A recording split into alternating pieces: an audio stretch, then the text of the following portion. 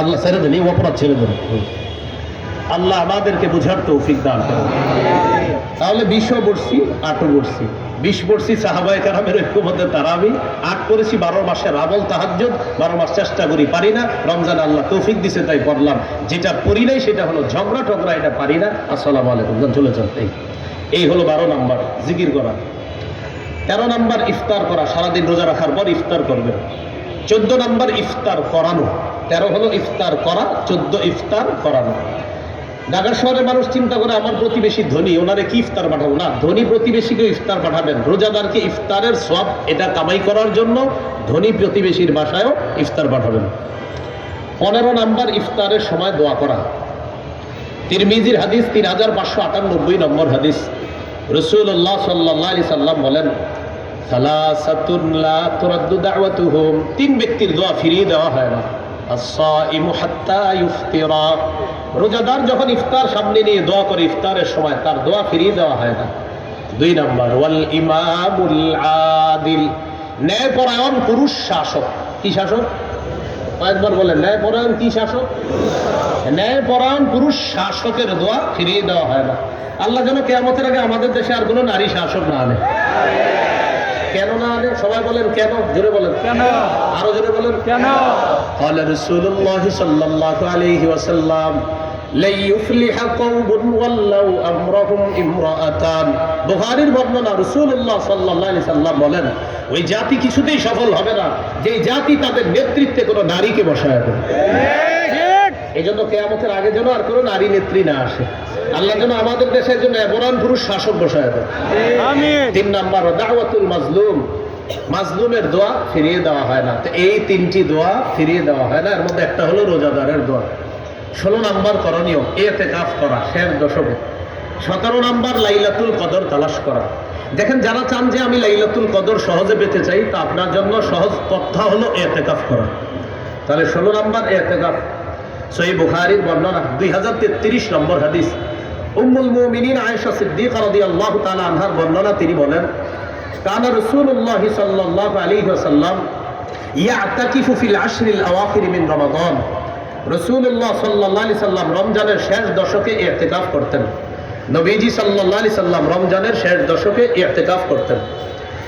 ইতিকাফ করা অবস্থায় আমরা লাইলাতুল কদর অবশ্যই পেয়ে যাবো ইনশাআল্লাহ। এই জন্য লাইলাতুল কদর 17 নাম্বার, এটা তালাশ করা। 21, 25, 27, 29, 21, 23, 25, 27, 29 বেজর রাত্রিগুলোতে লাইলাতুল কদর তালাশ করবো। বুখারীতে আব্দুল্লাহ ইবনে আব্বাস রাদিয়াল্লাহু তাআলা আনহুমার একটা বর্ণনা আছে, তিনি বলেন 24তম রজনীতেও লাইলাতুল কদর তালাশ করো। বুখারীতে আছে 24তম। তো এই জন্য যেহেতু নবীর একজন সাহাবীর বক্তব্য আছে, সমস্যা কি এক রাতে বেশি তালাশ করবো? সমস্যা তো নাই, ইবাদত করলে তো সমস্যা নাই। তো 21, 23, 24, 25, 27, 29 সূরাতুল কদরের 3 নম্বর আয়াত। লাইলাতুল কদরি খায়রুম মিন আলফি শাহর, লাইলাতুল কদর 1000 মাসের চাইতে উত্তম। আর এই ব্যাপারে বুখারীর বর্ণনা, এই যে মাশাআল্লাহ আমাদের হাফেজে বুখারী, আল্লাহ তাকে কবুল করেন, তিনি একটি হাদিস পড়ছেন, সর্বশেষ যে হাদিসটা তিনি আজকে তেলাওয়াত করলেন, মাইয়াকুম লাইলাতুল কদরি ঈমানাও ওয়া ইহতিসাবা, যে ব্যক্তি লাইলাতুল কদরে জাগ্রত হবে ঈমানের সাথে এবং সওয়াবের আশায়, গফিরা লাহু মা তাকাদ্দামা মিন যামবি, তার আগের সবগুলা গুনাহ মাফ করে দেওয়া হবে। তাহলে 17 নম্বর লাইলাতুল কদর তালাশ করা। 18 নম্বর সাদকাতুল ফিতর আদায় করা। এটা উলামায়ে কেরামের সাথে পরামর্শ করে আপনারা আদায় করে নেওয়ার চেষ্টা করবেন, আল্লাহ তৌফিক দান করেন। এই হলো আজকের আলোচনার প্রথম পাঠ। দ্বিতীয় পাঠ একটু সংক্ষেপে বলছি, আমি আজান দিয়ে দিব ইনশাআল্লাহ। দ্বিতীয় পাঠটা বেশি গুরুত্বপূর্ণ, রমজানে বর্জনীয়। 1 নাম্বার বর্জনীয়, বিবাদ বর্জন করা আর অশ্লীলতা বর্জন করা। বিবাদ আর অশ্লীলতা বর্জন করা। সহিহ বুখারীর বর্ণনা 1904 নম্বর হাদিস, 1904। এই হাদিসের মধ্যে আছে রাসূলুল্লাহ সাল্লাল্লাহু আলাইহি সাল্লাম বলেন, ইযা কানা ইয়াউমু সাওমি আহাদিকুম ফালা ইয়ারফুস ওয়ালা ইয়াসখাব ওয়া ফি রিওয়ায়া ওয়ালা ইয়াজহাল, তোমাদের কেউ যখন রোজা রাখবা, রোজা রাখা অবস্থায় কেউ গালি দিবা না, উল্টাপাল্টা কথা বলবা না, মুখে কোনো অশ্লীল বাক্য আনবা না, অশ্লীল কর্ম করবা না।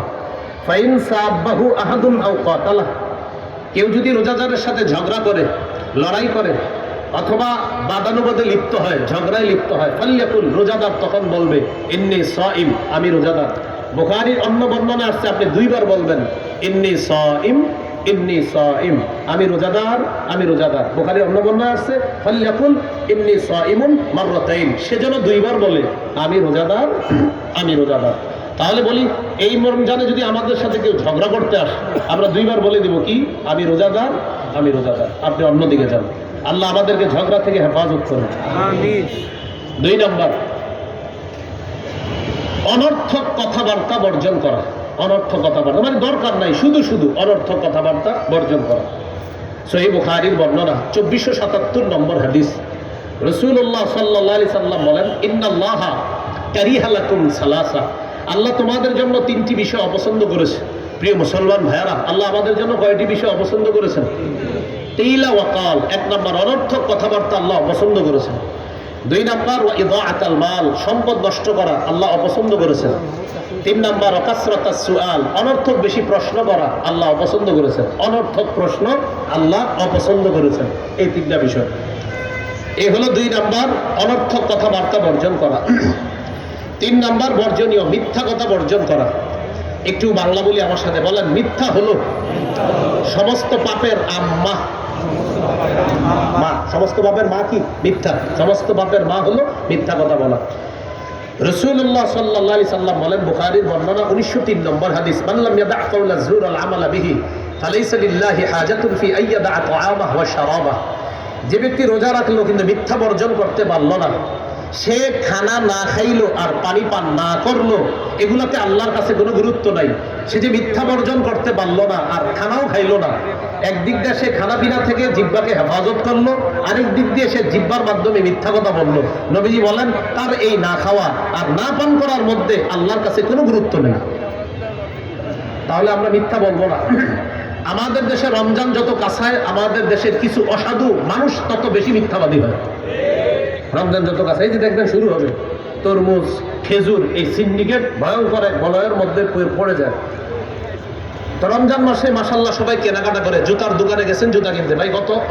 1300, 1250 দেই। তো আপনি আমার পরিচিত মানুষ, এই জন্য বলছি 1300, অন্যদের কাছে আরো বেশি। ভাই দেন না, আল্লাহর কসম ভাই, কিনা আছে 1230 করে। আচ্ছা 1250 দেন, 20 টাকা লাভ।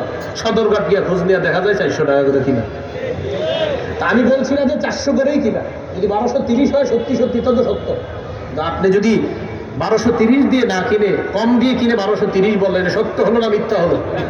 মিথ্যা কথা বলা যাবে না। আল্লাহ আমাদেরকে হেফাজত করেন।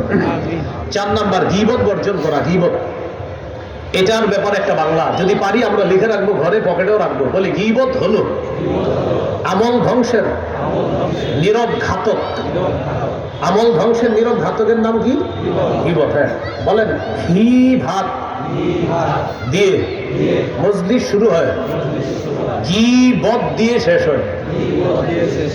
আমাদের পার্সোনাল মজলিস গুলা, পার্সোনাল যে মজলিস, এ মনে করেন 5-6 জনের, ঘি ভাত দিয়ে শুরু হয়। মানে ঘি ভাত ভালো জিনিস, এটা দিয়ে শুরু হয়। একটু করে বলে ভাই ঘিটা করতে গেছেন কমজার, ওমকে এত খারাপ মানুষ, শুরু হয়ে গেল ঘি ভাত। আরে ঘি কিনছেন কার থেকে? অমুক, ও সে তো সুবিধার লোক না। তাহলে ঘি ভাত দিয়ে শুরু হলো, শেষ হলো ঘি বদ দিয়ে। মানে ঘি ঘ, আর একটা হলো ঘি গ, একটা ভাত আর একটা বদ। তো ঘি ভাত ভালো জিনিস, এটা যাতে যেতে হয়ে যায় গীবতের মধ্যে। তো জিহ্বার মধ্যে আপনার গীবত দেখবেন, ঘি ভাত এটাও মজার জিনিস, গীবতও মজা। মজার ব্যাপার, দুটোটার জন্য জিহ্বা মজা, খুব মজা। গীবতে কিন্তু অনেক মজা, আবার ঘি ভাত এটাও মজা, সবই মজা। এই জন্য এক মজা ভালো আর এক মজা খারাপ। তো গীবত এটা আমল ধ্বংসের নীরব ঘাতক। আল্লাহ আমাদেরকে হেফাজত করেন। এবার একটা গুরুত্বপূর্ণ বিষয়, ঝগড়া করি কি দিয়ে? আচ্ছা, অনর্থক কথা বলি কি দিয়ে? মিথ্যা বলি কি দিয়ে? গীবত করি কি দিয়ে? তাহলে কি বোঝা গেল? ঝগড়াও জিহ্বা দিয়ে, গীবতও জিহ্বা দিয়ে, মিথ্যাও জিহ্বা দিয়ে, অনর্থক কথাও জিহ্বা দিয়ে। তাই আজকে থেকে জিহ্বাকে অনর্থক কথা থেকে বাঁচাতে হবে, ঝগড়া থেকে বাঁচাতে হবে। তিরমিজি 2616 নম্বর হাদিস, রাসূলুল্লাহ সাল্লাল্লাহু আলাইহি সাল্লাম বলেন, হাল ইয়াকুব্বুন নাস ফিন নারি আলা ওয়ুজুহিহিম আও আলা মানাখিরিহিম ইল্লা হাসাইদু আলসিনাতিহিম। বেশিরভাগ মানুষের মাথাটা নিচে, পাগুলা উপরের দিকে দিয়ে জাহান্নামে নিক্ষেপ করা হবে শুধু জিহ্বার অপরাধের কারণে, শুধু জিহ্বার অপরাধের কারণে। ভাই আমরা জিহ্বার অপরাধ থেকে নিজেদেরকে বাঁচানোর চেষ্টা করবো, আল্লাহ তৌফিক দান করেন। তিরমিজির হাদিস 2406 নম্বর হাদিস, উকবা ইবনে আমির রাদিয়াল্লাহু তাআলা আনহুর বর্ণনা, রাসূলুল্লাহ সাল্লাল্লাহু আলাইহি সাল্লামকে জিজ্ঞাসা করলেন, মান নাজাতু ইয়া রাসূলুল্লাহ, ওগো আল্লাহর নবী, মুক্তির উপায় কি আপনি আপনার কাছে জানতে চাই। নবী বললেন মুক্তির উপায় তিনটি। মুক্তির উপায় কয়টি?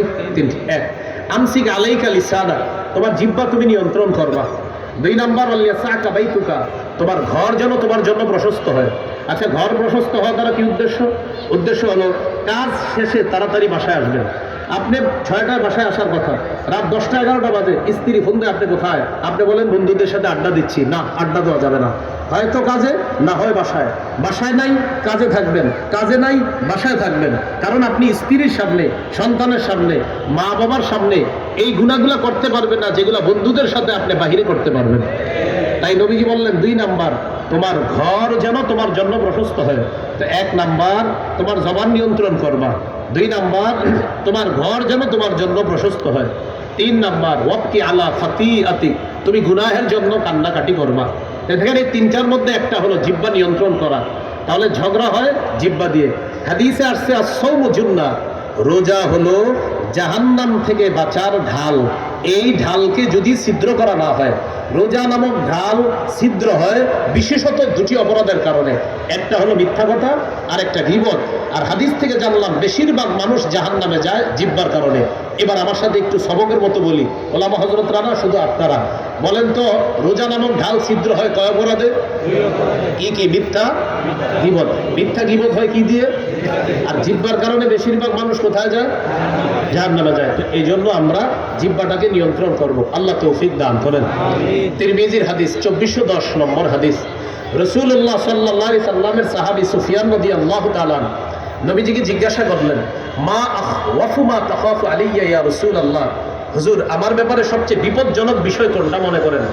আখনা বিলিসানি নাফসি, নবী নিজের জিহ্বা মুবারক ধরে বললেন, হাদা, এটা এটা এটা আমি তোমার জন্য সবচেয়ে বিপজ্জনক মনে করি এটা। এই জন্য ভাই, জিহ্বা বড় ভয়ঙ্কর জিনিস। এটা এমন ভয়ঙ্কর যে এক কথায় সাজানো সংসার তছনছ হয়ে যায়, এক কথায় সব কিছু উলট পালট হয়ে গেল, এমন ঘটনা আমাদের দেশেও কিন্তু ঘটছে। এই জন্য আপনার জিহ্বাকে নিয়ন্ত্রণ করা, আল্লাহ হেফাজত করেন। তিরমিজির হাদিস 2407 নম্বর হাদিস, এই হাদিসের মধ্যে আসছে রাসূলুল্লাহ সাল্লাল্লাহু আলাইহি সাল্লাম বলেন, ইযা আসবাহা ইবনু আদম, আদম সন্তান যখন সকালবেলা ঘুম থেকে ওঠে, ফাইনাল আযা কুল্লাহা তুকাফিরুল লিসান, সমস্ত অঙ্গ প্রত্যঙ্গগুলা জিহ্বাকে ডেকে বলে, ও জিহ্বা ইত্তাকিল্লাহা ফিনা, তুমি আমাদের ব্যাপারে আল্লাহকে ভয় করো। ফাইন্নামা নাহনু বিকা, আমরা তোমার দ্বারাই নিয়ন্ত্রিত। জিহ্বা, তুমি আমাদের ব্যাপারে আল্লাহকে ভয় করো, আমরা তোমার মাধ্যমে নিয়ন্ত্রিত। ফাইন ইস্তাকামতা ইস্তাকামনা, তুমি সোজা থাকলে আমরা সোজা। ওয়া ইন ওয়াজাজতা ওয়াজাজনা, তুমি বাঁকা হলে আমরা বাঁকা। বলি তো ভাই, রোজা নামক ঢাল ছিদ্র হয় কয় অপরাধে? কি? গীবত, মিথ্যা হয় কি দিয়ে? সমস্ত অঙ্গ বস মানে কাকে? জিহ্বাকে। হ্যাঁ, জিহ্বাকে প্রতিদিন সকালে বলে, জিহ্বা তুমি আমাদের বস, তুমি ঠিক থাকবা আমরা ঠিক, তুমি বাঁকা হবা আমরা বাঁকা। তিরমিজি 2408 নম্বর হাদিস দিয়ে শেষ করছি। রাসূলুল্লাহ সাল্লাল্লাহু আলাইহি সাল্লাম বলেন, মান ইয়াতাকাফফালু লি মা বাইনা লাহইহি ওয়া মা বাইনা রিজলাই আতাকাফফালু লাহু বিল জান্নাহ, যে ব্যক্তি 2 চোয়ালের মাঝে জিহ্বা আর 2 রানের মাঝে লজ্জাস্থানে 2টা অঙ্গের নিশ্চয়তা আমাকে দেয় যে সে গুনাহ করে না, আতাকাফফালু লাহু বিল জান্নাহ, আমি তাকে জান্নাতে নেওয়ার জিম্মাদার হয়ে যাব। তাহলে কয়টা বর্জনীয় শুনলাম? 4টা। ও আর 2টা বাকি আছে, দাঁড়ান। 1 নাম্বার ঝগড়া বর্জন করা, 2 নাম্বার অনর্থক কথা বর্জন করা, 3 মিথ্যা বর্জন করা, 4 গীবত বর্জন করা, 5 নাম্বার লৌকিকতা বর্জন করা। কি বর্জন করা? লোক দেখানো ইবাদত বর্জন করা। সিয়াম আল্লাহর জন্য, সাহরি আল্লাহর জন্য, ইফতারি আল্লাহর জন্য, করানো ইফতারি সব কার জন্য? আল্লাহর জন্য। বুলুগুল মারাম হাদিসের একটা কিতাব, এই কিতাবের 440 নম্বর হাদিসের বর্ণনা। রাসূলুল্লাহ সাল্লাল্লাহু আলাইহি সাল্লাম বলেন, ইন্না আখওয়াফা মা আখাফু আলাইকুম আশ-শিরকুল আসগর আর-রিয়া, তোমাদের ব্যাপারে আমি সবচেয়ে আশঙ্কা করি ছোট শিরিকের। সেই ছোট শিরিক হলো লোক দেখানো ইবাদত করা। আল্লাহ আমাদেরকে লোক দেখানো ইবাদত করা থেকে হেফাজত করেন। হাদিসের একটা কিতাব আছে সহিহ ইবনে খুজাইমা, এই কিতাবের 2 নম্বর খণ্ড 140 নম্বর পৃষ্ঠা। রাসূলুল্লাহ সাল্লাল্লাহু আলাইহি ওয়াসাল্লাম বলেন, শোনো তোমরা, ইয়াকুম আশ-শিরকাস সারাইর, তোমরা গোপন শিরিক থেকে বাঁচো। সাহাবীরা বললেন, হুজুর গোপন শিরিক কি? দেখেন নবী কি বলেন। নবীজি বললেন, ইয়াকুমুর রাজুল ফায়ুসাল্লি, কোন ব্যক্তি নামাজে দাঁড়ায়, ফায়ুযায়্যিনু সালাতাহু জাহিদান লিমা ইয়ারা মিন নাযরিন নাসি ইলাইহি, নামাজ সুন্দর করে এই নিয়তে মানুষ যেন তার নামাজ দেখে বলে বাবা কত সুন্দর নামাজ। হ্যাঁ, নবীজি বলেন যাকা শিরকুস সারাইর, এটা গোপন শিরিক। এক ব্যক্তি নামাজে দাঁড়াইছে, রুকু সুন্দর মতো করে, সেজদা সুন্দর মতো করে, এই নিয়তে মানুষ আমার রুকু সেজদা দেখে বলবে বাবা কি অসাধারণ ভাবে নামাজ পড়ে, কত সুন্দর রুকু, কত সুন্দর সেজদা, তাহলে তার নিয়ত মানুষকে দেখানো, এটা হলো গোপন শিরিক। এক সাহাবী প্রশ্ন করলেন, হুজুর কেউ যদি আল্লাহকে খুশি করার জন্য রুকু সেজদা সুন্দর করে আর যদি মানুষ প্রশংসা করে, বুখারী 757 নম্বর হাদিসে আছে রুকু করতে হবে ধীরস্থির ভাবে, সেজদা করতে হবে ধীরস্থির ভাবে। তো কেউ যদি রুকু সেজদা সুন্দর ভাবে করে, কার জন্য? আল্লাহর জন্য। মানুষ যদি প্রশংসা করে মাশাআল্লাহ তার রুকু সুন্দর, সেজদা সুন্দর, হুজুর এটাও কি রিয়া হবে, লোক দেখানো ইবাদত হবে? নবীজি বললেন না, এটা লোক দেখানো ইবাদত হবে না। তিলকা আজিলু বুশরাল মুমিন, সহিহ মুসলিমের ইবারত, এটা মুমিনের জন্য দুনিয়াতে নগদ সুসংবাদ। তাহলে কোনো ব্যক্তি যদি আল্লাহকে খুশি করার জন্য ইবাদত সুন্দর করে মানুষ যদি প্রশংসা করে, এটা আল্লাহর পক্ষ থেকে বান্দার জন্য দুনিয়াতে নগদ সুসংবাদ। এই হলো 5 নাম্বার বর্জনীয়, লৌকিকতা বর্জন করা। 6 নাম্বার বর্জনীয়, অপচয় করব না। কি করব না? অপচয়। অপচয়ের 2টা আরবি কোরআনে আছে। আপনার অনেক আরবির মধ্যে 2টা উল্লেখযোগ্য। এক জায়গায় আছে দেখেন ওয়ালা তুসরিফু, আরেক জায়গায় আছে ওয়ালা তুবাযজিরু। ওয়ালা তুসরিফু অর্থ অপচয় করো না, তুবাযজিরু অর্থ অপচয় করো না। লা তুসরিফু অপচয় করো না, লা তুবাযজিরু অপচয় করো না। 2 অপচয় করোনার পার্থক্য কি? এখানে অনেক ছাত্র ভাইয়েরা আছেন, আমার সাথে একটু বললে সুন্দর হবে। বলেন, বৈধ কাজে মাত্রাতিরিক্ত খরচ করাকে ইসরাফ বলে। এর মানে বৈধ কাজে আপনি প্রয়োজনের বেশি খরচ করার অপচয়টার আরবি হলো ইসরাফ। বৈধ কাজে অতিরিক্ত খরচ করার আরবি হবে ইসরাফ। অর্থাৎ বৈধ কাজে আপনি অপচয় করতেছেন, এটার আরবি কি হবে? ইসরাফ। এবার বলেন, অবৈধ কাজে কম বেশি খরচ করাকে তাবযীর বলা হয়। অবৈধ কাজে কম খরচ করেন, বেশি খরচ করেন, এটাই অপচয়, আর এটার আরবি হলো তাবযীর। এই জন্য কোরআনে যেখানে আছে ওয়ালা তুবাযজির তাবযীরা, এটা মানে অবৈধ খরচ করবা না, এটা অপচয়। আর দেখবেন কোরআন আছে কুলু, খাও, ওয়াশরাবু, পান করো, ওয়ালা তুসরিফু, তো খাওয়া তো ভালো জিনিস, পান করা ভালো জিনিস, আল্লাহ বলছে ওয়ালা তুসরিফু, অতিরিক্ত খাও না। মানে আর আমাদের রোজাদারের রমজান মাসে রোজাদাররা দলিল দেয় আল্লাহ নাকি বলছে বেশি খাইতে বেশি পান করতে রমজানে, আল্লাহ জানি কথা কই পেয়েছে, তখন সাথে সাথে বলে আল্লাহ নাকি বলছে কুলু ওয়াশরাবু, খালি খাওয়া আর পান করো। এটা কই? এটা বইলে কি বলে? মাগরিবের জামাতে যায় না, আপনার ইফতারি করতে করতে মাগরিবের জামাতে যায় না। ভাই, আল্লাহর এক বিধান পালন করতে গিয়ে আরেক বিধানে যেন শিথিলতা না আসে। মনে রাখবো, আমার ইফতার যেন মাগরিবের জামাত ছুটার কারণ না হয়, আমার ইফতার যেন মাগরিবের জামাত ছুটার কারণ না হয়। তো এখানে দেখেন আল্লাহ বলছে খাও, পান করো, ওয়ালা তুসরিফু, অপচয় করো না। এই অপচয় দেখেন, বৈধ কাজে অপচয়। আপনি খাইতে খাইতে গলা পর্যন্ত, আপনি কে কইছে এত খাইতে? হ্যাঁ, এরকম, এটা কিন্তু ঠিক না। 10 জনের খাবার রান্না করবেন, মেহমান আসবে 10 জন, 12 জনের রান্না করলেন বা 13 জনের, আপনি 30 জনের রান্না করছেন, কেন এতগুলো খাবার রান্না করলেন? তো বৈধ কাজে মাত্রা অতিরিক্ত খরচ করা, এটাও অপচয়, এটাকে বলা হয় ইসরাফ। আর অবৈধ কাজে কম বেশি খরচ করাকে, এটাকেও বলে অপচয়, এটাকে বলে তাবযীর। আল্লাহ আমাদের সকলকে ইসরাফ এবং তাবযীর উভয়টা থেকে বাঁচার তৌফিক দান করেন। তাহলে 6 নম্বর বর্জনীয়, অপচয় অপব্যয় থেকে আমরা বেঁচে থাকবো। আল্লাহ আমাদের সকলকে 18টা মৌলিক করণীয় বললাম, ওলামা হযরত খতিব সাহেবগণ মসজিদের মিম্বরে নিঃসন্দেহে আরো বেশি বলবে, আর 6টা বর্জনীয় বললাম। এই 24টি কথা আমরা মনে রাখবো, আল্লাহ তৌফিক দান করে। কয়েকদল ভাই আসছে, আমাকে একটা এলান দিতে বলছে, আমার একটা সংকলন আছে মিম্বরের আমানত, এখানে তারা নিয়ে এসেছে।